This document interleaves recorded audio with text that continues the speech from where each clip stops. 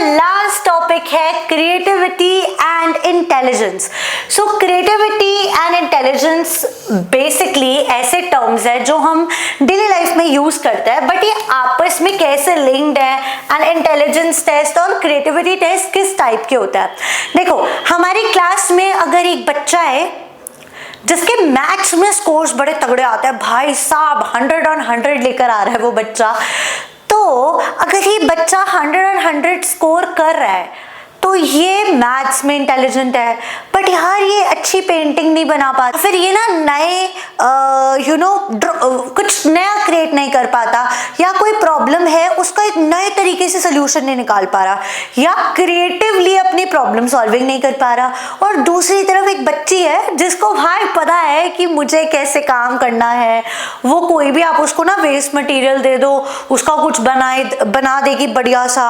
आपने उसको बोला ये इस चीज का प्लान जनरेट करो, मिनट में जनरेट कर दिया। मतलब ऐसे बहुत सारी चीजें, और उसके पास एक नहीं लाखों सोल्यूशन होते हैं।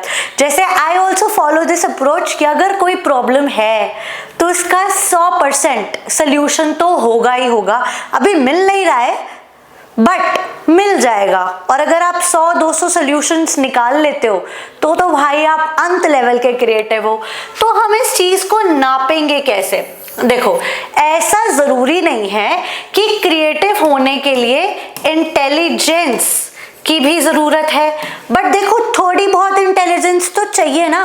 अगर आप एक सुंदर सी पेंटिंग बनाना चाहते हो तो आपके अंदर इतनी इंटेलिजेंस होनी चाहिए कि आपको ब्रश के स्ट्रोक्स वगैरह सब अच्छे से समझ आ जाए कि ये ब्रश चलता कैसे है and how does this happen. आपको एटलीस्ट ये सारी चीजें अच्छे से समझ आ जाए। तो जब भी हम क्रिएटिविटी टेस्ट लेते हैं तो उसमें हम इंसान की डाइवर्जेंट थिंकिंग को टेस्ट करते हैं, और जब भी हम इंटेलिजेंस टेस्ट लेते हैं तो उसमें हम कन्वर्जेंट थिंकिंग को टेस्ट करते हैं। देखो, डाइवर्जेंट मतलब एक ही चीज के बहुत सारे सॉल्यूशंस, एंड कन्वर्जेंट मतलब एक चीज का एक ही सॉल्यूशन। भाई 1 + 1 का आंसर हमेशा 2 ही रहेगा, पर मेरे जैसे लोग 1 + 1 = विंडो बना देते हैं, बट ठीक है। तो ये हमारा कॉन्सेप्ट अलग अलग होता है, बट कन्वर्जेंट मतलब एक स्पेसिफिक आंसर होता है, एंड डाइवर्जेंट मतलब बहुत सारे आंसर्स आपके आ सकते हैं एक सिंगल चीज के। अच्छा, क्रिएटिविटी का मतलब यही नहीं होता कि आपने सिर्फ कुछ न्यू क्रिएट कर दिया। इसका मतलब ये भी होता है कि ऑलरेडी एक एग्जिस्टिंग चीज है उसमें आपने कुछ नॉवल इन्वेंशन कर दिया, या आप कह लो इम्प्रूवमेंट कर दिया। जैसे आईफोन के कितने सारे नए नए वर्जन आते रहते हैं, कुछ ना कुछ नया नया उसमें कारस्तानी करके हमको चेप देते हैं। तो ये सब क्या है? ये सब हमारा डाइवर्जेंट एंड कन्वर्जेंट थिंकिंग का पार्ट है। एंड क्रिएटिविटी जो है तो ये सब जो है वो क्रिएटिविटी का पार्ट है, नया इन्वेंशन करना, कुछ नया इम्प्रूवमेंट करना। तो आई होप आपको ये चैप्टर बहुत अच्छे से समझ आया होगा। Although I have been teaching at my own tuition centre, and मैं 6 to 7 ईयर्स से ज़्यादा से पढ़ा रही हूँ, एंड आई रियली वॉन्टेड कि मैं यूट्यूब पर आऊँ। मैंने बहुत बार ट्राई आउट करा, but I was always confuse कि वीडियोज़ अच्छे बन रहे हैं या नहीं बन रहे। बट दिस टाइम फाइनली मैंने जब पूरा चैप्टर रिकॉर्ड करा है उसके बाद ही मैंने पोस्टिंग स्टार्ट करी है। So I hope you like the whole series of this chapter.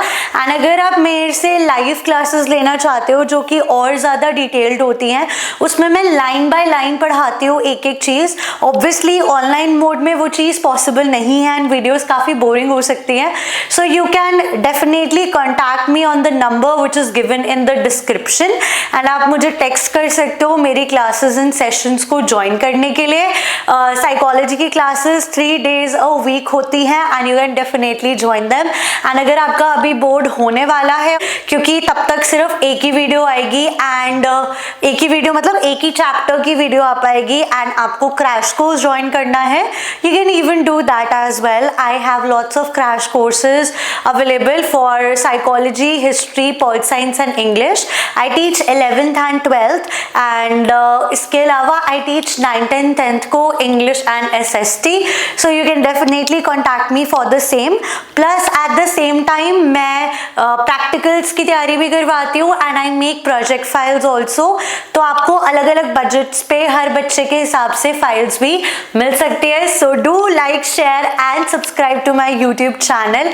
अगर आपको कुछ भी पसंद आया हो तो I would be grateful, and अगर कुछ परेशानियां हैं या कुछ मिस्टेक्स है जो मेरे से हुई हैं, you can definitely contact me in the comment section or on the given number, and you can also help me update the way I teach. I would be ready to accept all your suggestions and improve my teaching even more. So thank you.